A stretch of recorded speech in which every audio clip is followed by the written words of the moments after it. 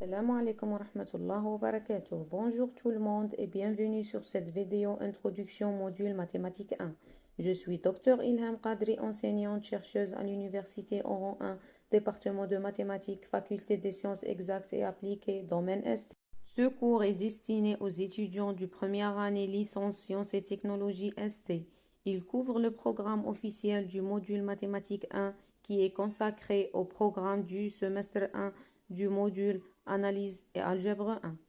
Ce cours comporte 6 chapitres principaux. Le premier chapitre sur méthode du raisonnement mathématique. Le deuxième chapitre sur les ensembles, les relations et les applications. Le troisième chapitre sur les fonctions réelles à une variable réelle. Le quatrième chapitre sur l'application aux fonctions élémentaires. Le cinquième chapitre sur le développement limité. Et le dernier chapitre sur l'algèbre linéaire. Cette vidéo a pour objectif de détailler le premier chapitre méthode du raisonnement mathématique. Ce chapitre contient 2 sections. La première section sur logique mathématique, on va voir les notions des assertions, des opérateurs logiques mathématiques et à la fin les quantificateurs. Pour la deuxième section est sur les types de raisonnement mathématique. Pour les objectifs spécifiques de ce chapitre est donné comme suit. Connaître les principaux opérateurs et leurs propriétés non et ou, comprendre les notions d'implication et d'équivalence, savoir manipuler adéquatement les quantificateurs, appliquer toutes ces notions à la démonstration mathématique. Dans cette section, on va voir la notion des assertions. Alors, une assertion est une phrase qui peut être vraie ou fausse et ne peut pas être les deux en même temps. Par exemple, 2 plus 2 est égal à 4 est une assertion vraie, 3 fois 2 est égal à 7 est une assertion fausse. Maintenant, on va présenter les opérateurs logiques mathématiques. Donc, premièrement, on a l'opérateur logique conjonction est noté et. L'assertion P et Q est vraie si P est vrai et Q est vrai et elle est fausse sinon. On résume ceci en une table de vérité comme suit avec un exemple. Opérateur logique disjonction noté où l'assertion P ou Q est vraie si l'une des deux assertions P ou Q est vraie, l'assertion est fausse si les deux assertions P et Q sont fausses. Sa table de vérité est donnée comme suit. Pour la négation notée P bar ou non P, alors l'assertion P bar est vraie si P est fausse et l'inverse. Donc, par exemple, la négation de l'assertion 3 supérieure ou égale à 0 et l'assertion 3 strictement inférieure à 0. Pour l'implication, l'assertion P bar ou Q est notée P implique Q et sa table de vérité est donnée comme suit. Pour l'équivalence, l'équivalence est définie par l'assertion P implique Q et Q implique P et elle est notée P équivalent à Q.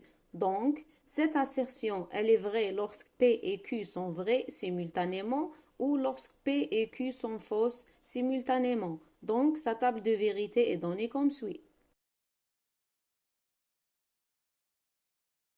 Dans cette section, on va voir les quantificateurs. Donc, le premier quantificateur, c'est pour toutes. Donc, l'assertion pour tout x dans E, P de x est une assertion vraie lorsque les assertions P de x sont vraies pour tous les éléments x de l'ensemble E. Pour le quantificateur il existe, l'assertion il existe un x dans E, P de x est une assertion vraie lorsque l'on peut trouver au moins un élément x de E pour laquelle P de x elle est vraie. À cette partie, on va présenter la négation des quantificateurs. Alors, la négation de quel que soit ou pour tout x dans E, P de x est il existe un x dans E, P de x bar et l'inverse. Donc, aussi, on va remarquer que l'ordre des quantificateurs est très important. Par exemple, les deux phrases logiques. Pour tout x dans R, il existe un y dans R, x plus y strictement supérieur à 0 et il existe un x dans R pour tout y dans R, x plus y supérieur strictement à 0 sont différents. Passons maintenant à la section 2. On va voir les types de raisonnement mathématique. Donc, le premier raisonnement, c'est le raisonnement direct.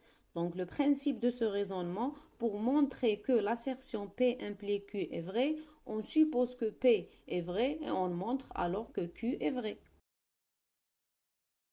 Pour le raisonnement par contraposition, donc ce raisonnement est basé sur l'équivalence suivant, P implique Q équivalent à Q bar implique B bar. Donc si l'on souhaite montrer l'assertion P implique Q, on montre en fait que si Q bar est vrai, alors P bar est vrai. Le raisonnement par l'absurde pour montrer P implique Q repose sur le principe suivant. On suppose à la fois que P est vrai et que Q est fausse et on cherche une contradiction. Ainsi, si P est vrai, alors Q doit être vrai et donc P implique Q est vrai. Pour le raisonnement par contre-exemple, donc pour montrer qu'une proposition du type pour tout x dans E, P de x est fausse, alors il suffit de trouver un x dans E tel que P de x soit fausse. Donc trouver un tel x, c'est trouver un contre-exemple à la proposition pour tout x dans E, P de x. Donc, le raisonnement par récurrence est basé sur deux étapes. La première étape, on prouve que P de 0 est vrai. Pour la deuxième étape, on suppose n supérieur ou égal à 0 donné avec P de n vrai et on démontre alors que l'assertion Pn plus 1 est vraie. Et enfin, on a la conclusion. Vous trouviez ici quelques références bibliographiques. À la fin, je vous remercie pour votre attention. Si vous avez des questions, n'hésitez pas de me contacter sur mon email. Merci.